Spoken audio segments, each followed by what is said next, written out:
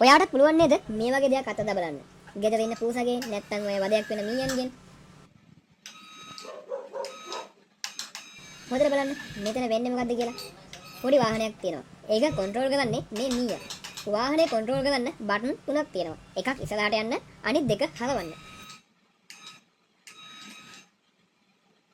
මුලින්ම පුරුදු කරන්නේ වාහනේ එලවන්න. හැබැයි ඉතින් අහම්බෙන් තමයි මේ මීයා නොහිතා මේ බටන් එක උඩ කකුල තියන්නේ. ඉතින් එහෙම කකුල තිබ්බාම මේ වාහනේ ප්‍රතිචාර දක්වනවා.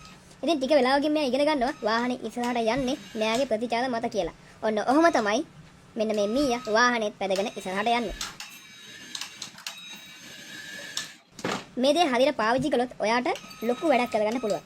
මොනවාද වැඩ කියලා කියන්න යන්නේ නැහැ. චිකන් කාලා ඇඩ්වයිස් දෙන සත්ත්ව අවිහිංසාවාදියෝ ත්‍රිජ වෙන නිසා.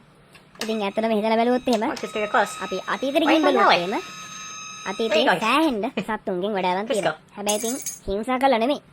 ඈලටත් ඕනේ දේවල් දීලා වැඩ අරගෙන තියෙනවා. මෙතන තියන්නේ සත්තුයි තාක්ෂණය අතර කම්බයිනේෂන් එකක්. ඉතින් හැමෝටම පුළුවන් වෙයි මෙන්න මේ වගේ දේවල් අතදා බලන්න. සත්තුන්ට හිංසාවක් නොකර, ලොකු හිංසාවක් නොකර.